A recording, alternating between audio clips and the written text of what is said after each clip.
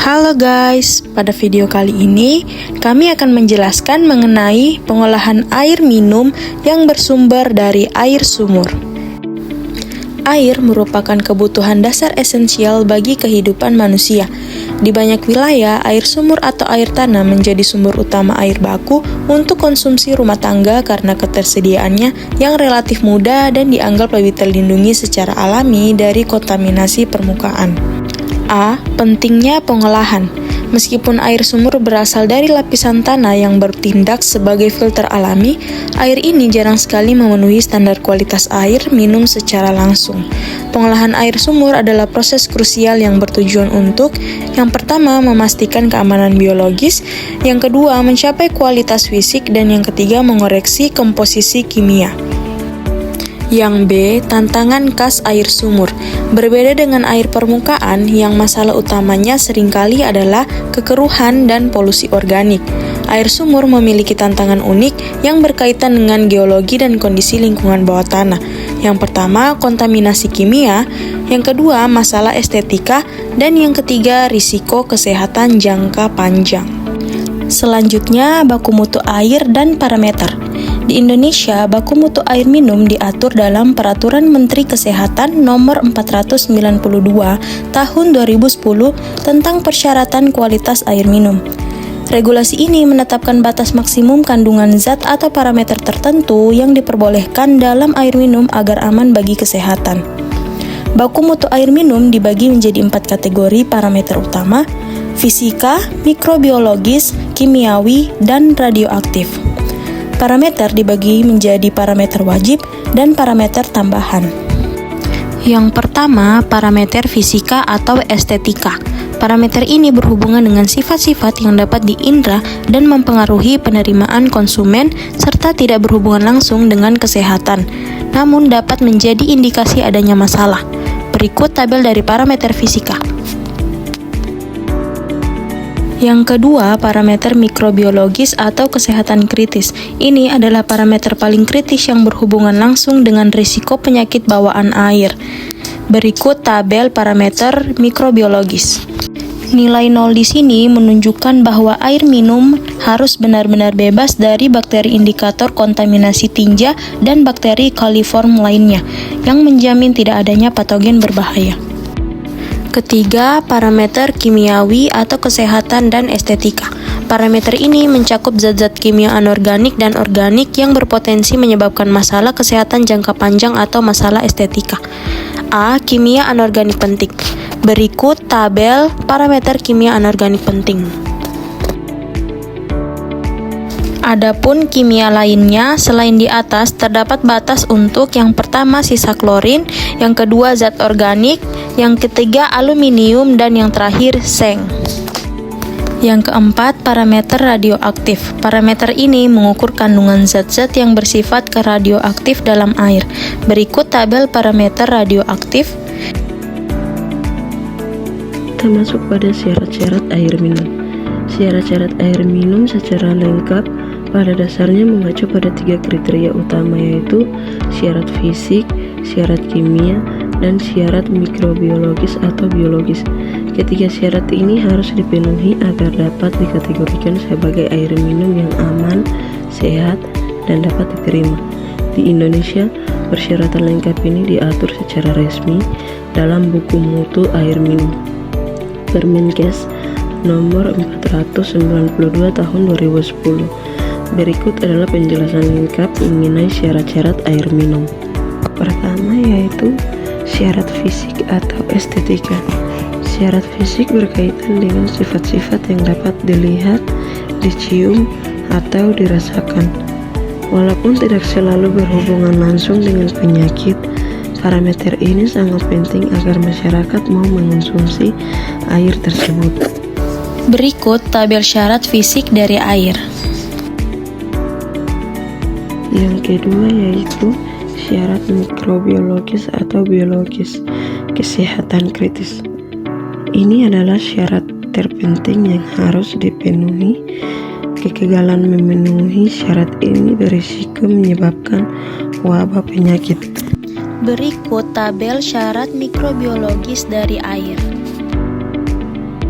Yang ketiga yaitu syarat kimiawi atau kesehatan dan fungsional. Syarat kimiawi memastikan air bebas dari zat beracun dan memiliki keseimbangan mineral yang tepat. Berikut tabel syarat kimia anorganik dari air. B yaitu bebas bahan kimia beracun atau toksik. Air minum harus memiliki konsentrasi zat beracun serendah mungkin, bahkan 0 jika memungkinkan. Batas ini sangat ketat untuk melindungi kesehatan jangka panjang. Berikut tabel syarat kimia toksik dari air. Pengolahan air untuk minum secara primer, sekunder, dan tersier, yaitu di mana pengolahan air untuk minum atau water treatment, tujuan utama dari semua tahapan ini adalah menghilangkan kekeruhan, zat kimia berbahaya, dan patogen agar air memenuhi baku mutu yang ditetapkan. Yang pertama yaitu tahap primer atau primer treatment. Tahap primer bertujuan untuk menghilangkan kontaminasi fisik dan padatan besar yang terlarut maupun tersuspensi dari air baku seperti air sungai atau danau. Berikut tabel proses dari tahap primer. Kedua yaitu tahap sekunder atau secondary treatment. Tahap sekunder berfokus pada penghilangan kekeruhan, sisa zat organik terlarut, dan beberapa mikroorganisme yang tidak terendapkan pada tahap primer. Berikut tabel proses dari tahap sekunder. Ketiga yaitu tahap tersier. Tahap tersier diperlukan jika air baku sangat buruk atau jika air hasil pengolahan ditunjukkan untuk keperluan khusus yang memerlukan kemurnian sangat tinggi. Terhadap ini berfokus pada penghilangan zat kimia spesifik, logam berat, dan kontaminan mikrobiologi yang resisten. Berikut tabel proses dari tahap tersier. Selanjutnya, pengelolaan air sumur untuk minum secara fisika, kimia, dan biologi. Yang pertama ada metode fisika. Metode fisika ini bertujuan untuk menghilangkan padatan tersuspensi dan partikel yang tidak terlarut dari air. Yang pertama ada penyaringan atau screening, yang kedua sedimentasi atau pengendapan, yang ketiga filtrasi atau penyaringan, yang keempat aerasi atau pengudaraan, dan yang terakhir adsorpsi. Yang kedua, metode kimia. Metode kimia melibatkan penambahan zat kimia untuk menghilangkan atau mengubah kontaminasi. Yang pertama, koagulasi dan flokulasi. Yang kedua, ada oksidasi. Yang ketiga, disinfeksi atau klorinasi. Yang keempat, pelunakan air. Dan yang terakhir, penyesuaian pH. Ketiga, metode biologi. Metode biologi melibatkan penggunaan mikroorganisme hidup, terutama bakteri, untuk memecah atau menghilangkan kontaminan. Metode ini kurang umum digunakan untuk pengolahan air minum skala kecil langsung dari sumur, tetapi efektif dalam menghilangkan kontaminan organik atau nitrat yang berlebihan. Yang pertama ada biofiltrasi, dan yang kedua ada penghilangan nitrat. Ada 4 tahapan dalam proses pembuatan air minum dari air sumur. Tahap 1 ialah pengambilan dan penyimpanan air baku. Mula-mula, air dari dalam sumur dipompa menggunakan pompa air menuju ke tangki penampungan pertama untuk dilakukan proses aerasi, seperti pada gambar di samping. Aerasi adalah proses pengontakan oksigen dengan air. Caranya ialah air masuk dari bagian atas tangki, lalu dikontakkan dengan oksigen.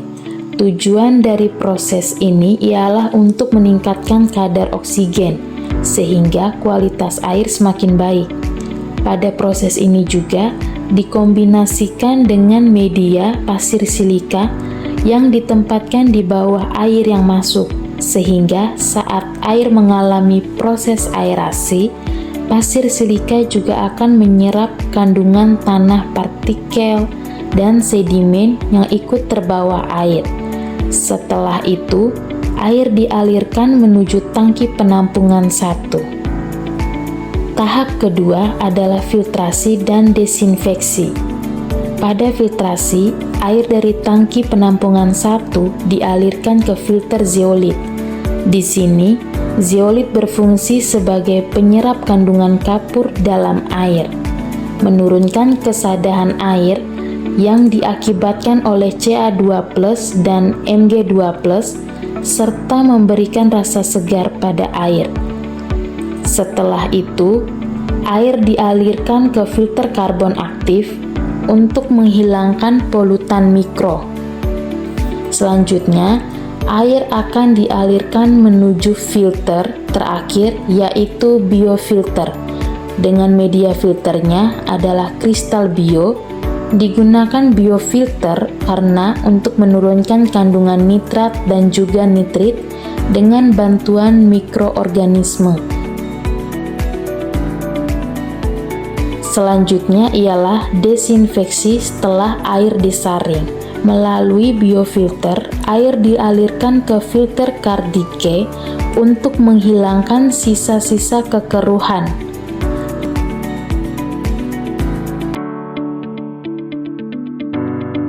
Selanjutnya, air akan dialirkan ke sterilisator ultraviolet agar seluruh bakteri atau mikroorganisme seperti coliform itu dapat mati. Secara sempurna, air yang keluar dari sterilisator ultraviolet ini langsung dapat diminum oleh konsumen.